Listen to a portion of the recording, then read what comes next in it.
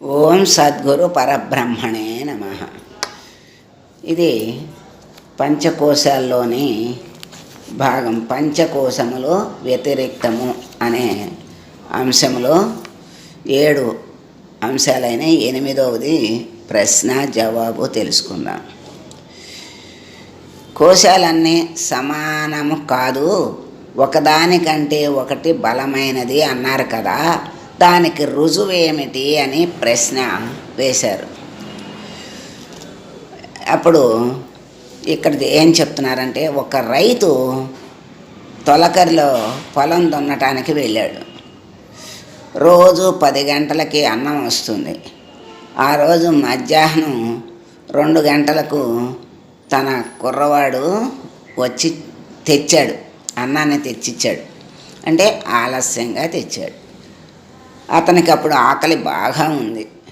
ఆకలి బాధ్యత ఏం చేశాడు, స్నానం కూడా చేయకుండా, అంటే చేసేదాకా ఆకలికి ఆగలేక అన్నం దగ్గర కూర్చున్నాడు. కూర్చున్నాక 2-3 ముద్దలు అన్నం తినేసరికి తన కుమారుడు అన్నకు జబ్బుగా ఉన్నదని చెప్పాడు. అంటే వెంటనే అన్నాన్ని వదిలేశాడు. అంత ఆకలి మీద ఉన్నవాడు అన్నాన్ని వదిలేసి శోకమోహాలతో ఇంటికి పరిగెత్తుకెళ్ళాడు ఏడుస్తూ.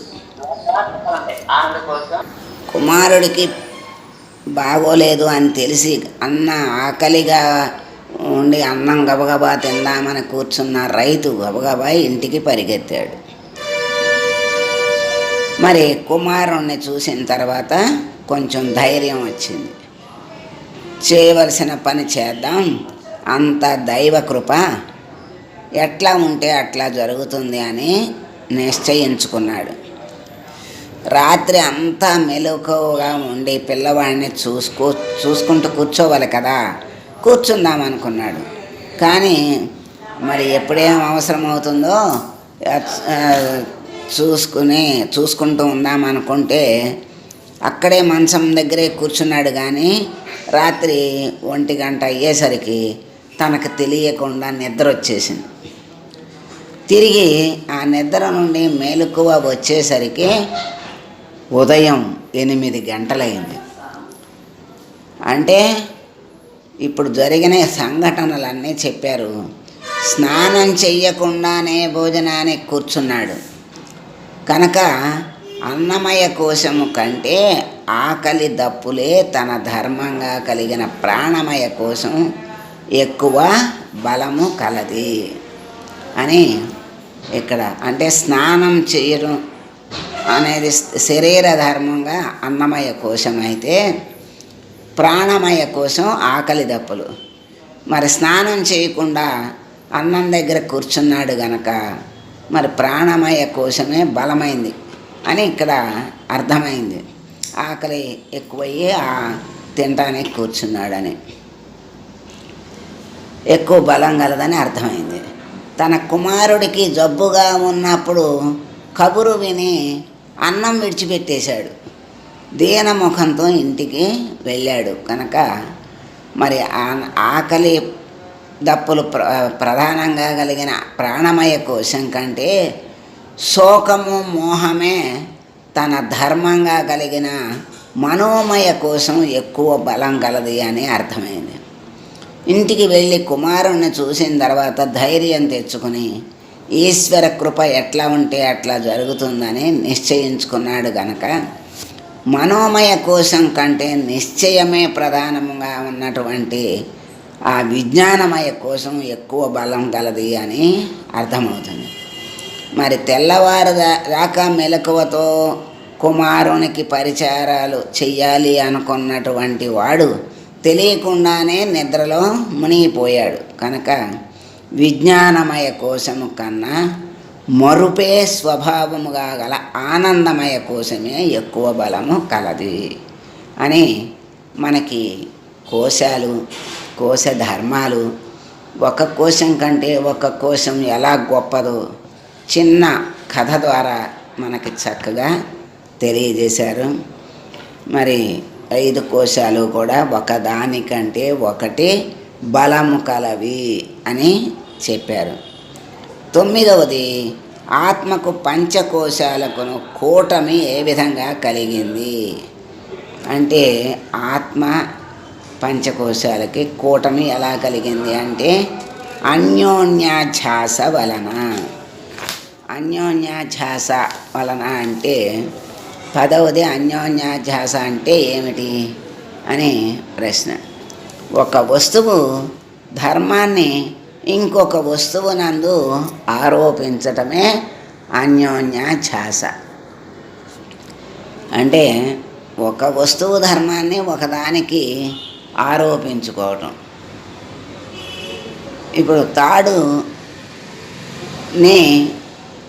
పాముని ఆరోపించుకుని భయభ్రాంతులకి ఎలా గురయ్యాడు అంటే, ఒక వస్తువు మీద ఇంకొక వస్తువు ధర్మాన్ని ఆపాదించుకోవటమే అన్యోన్య ధ్యాస అని మనకిక్కడ తెలియజేస్తున్నారు. మరి 11వ ప్రశ్న ఏంటంటే, మరి ఇలా చెప్పారు కదా, దానికి దృష్టాంతరం ఏమిటి అంటే, మన అందరికీ అనుభవంలో ఉండేటువంటి దృష్టాంతరమే. ఎందుకంటే 2 రైళ్ళు కలిసినాయి, ఒకటి వెళ్తోంది ఒకటి వస్తోంది, 2 పక్క పక్కన వెళ్తున్నాయి. అప్పుడు ఏమనిపిస్తుంది, మనం కూర్చున్న రైలేమో స్థిరంగా ఉన్నట్లుగాను, అక్కడ పక్కన ఒక రైలు ఆగి ఉంది జంక్షన్లో, మన రైలు వెళ్తోంది. అప్పుడు మన రైలేమో స్థిరంగా ఉన్నట్లు, పక్కనున్న రైలు గబగబా పరిగెత్తుతున్నట్లు కనపడుతుంది. అంటే ఈ మన రైలు నడుస్తుంటే దీని ధర్మం స్థిరంగా ఉన్న రైలు మీద ఆపాదించబడింది, ఆ స్థిరంగా ఉన్న రైలు యొక్క ధర్మం కదిలే రైలు మీద ఆపాదించబడింది. ఇది అన్యోన్యాధ్యాస అంటే. అంటే ఒకదాని ధర్మం ఒకదాని మీద ఆపాదించటం. ఈ అర్థం, ఈ ఉదాహరణ మన అందరికీ కూడా మరి అనుభవమే. ఇంకా మరి మనం వెళ్తుంటే, ప్రయాణం చేసి వెళ్తుంటే, మనం అక్కడే ఉన్నట్లుగా పక్కన ఉన్న చెట్లు పుట్లు గట్లు అన్నీ పరిగెత్తుతున్నట్లుగా మనకి భావన కలుగుతుంది. అది మరి అందరికీ కూడా అనుభవమే. అట్లా ఒకదాని భావాన్ని, ధర్మాన్ని ఒకదాని మీద ఆరోపించటము, దీన్నే అన్యోన్యాధ్యాస అంటారు. మరి 12వది ఏమిటి అంటే, ఆత్మకి పంచకోశాలకు కూటమి కలిగిందా అంటే కలిగినది కదా అంటున్నారు. మరి ఇక వేరు చేయటం ఎట్లా? కూటమి అంటే అవి 2 కలిసినవి అంటున్నారు. మరి వాటిని వేరు చేయటం ఎలా అంటే, సంవత్సరాది పండుగ రోజు మనం ఉగాది పచ్చడి చేస్తాం, దాంట్లో షడ్రుచులు కలుపుతాం. కలిపినప్పుడు ఉప్పు, చింతపండు, వేప పువ్వు, బెల్లం, మిరపకాయలు, నీళ్ళు అన్నీ దాంట్లో వేసి కలుపుతాం. కలిపిన తర్వాత వాటిని విడదీయగలమా? విడదీయలేము. కానీ దాన్ని రుచి చూసి తీపిని అనుభవించి అది బెల్లం ధర్మమని, చేదు తగిలినప్పుడు ఇది వేప పువ్వు ధర్మమని, పులుపు తగిలినప్పుడు ఇది చింతపండు ధర్మమని, అట్లా మనకి ఉప్పు తగిలినప్పుడు ఉప్పు ధర్మమని అట్లా మనకి అర్థమవుతుంది. ఇవన్నీ వేరువేరుగా తీసి చూపించలేకపోయినా మనకి రుచి చూసినప్పుడు దేని ధర్మం ఏదో, దాంట్లో ఏమేమి ఉన్నాయో ఏమేమి కలిసినాయో మనకి చక్కగా అర్థమవుతుంది, తెలుసుకోగలుగుతున్నాం. అట్లాగే ఆత్మని పంచకోశాలను బాహ్యంలో వేరు చేయలేం. అంటే ఆ విధంగా కలిసిపోయి ఉంటాయి. బాహ్యమందు వేరు చేయలేకపోయినా వివేకము చేత, విచారణ చేత, మరి చక్కని విచారణ బుద్ధి చేత వేరు చేసి ఇవి ఆత్మధర్మాలు, ఇవి పంచకోశ ధర్మాలు, ఇది అన్నమయ కోశ ధర్మము, ఇది ప్రాణమయ కోశ ధర్మము, ఇది మనోమయ కోశ ధర్మము, మరి ఇది విజ్ఞానమయ కోశ ధర్మము, ఇది ఆనందమయ కోశ ధర్మం అని తెలుసుకోగలుగుతాం. ముందు ఆ ధర్మాలు తెలుసుకోవాలి. ఆ తర్వాత కలిసిపోయినటువంటి ఆత్మను గాంచినప్పుడు ఈ ధర్మాలన్నీ ఆ పంచకోశాలవి, ఈ సచ్చిదానంద లక్షణాలు, ఆత్మ లక్షణాలు, ఆత్మధర్మాలు అని మనకు వివరంగా తెలుసుకోగలుగుతాం.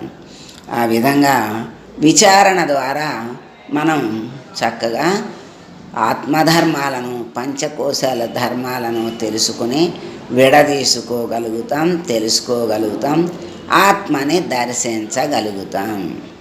ఇప్పుడు ఆత్మను పంచకోశములు కప్పి ఉన్నవి అని తెలుసుకున్నాం కదా.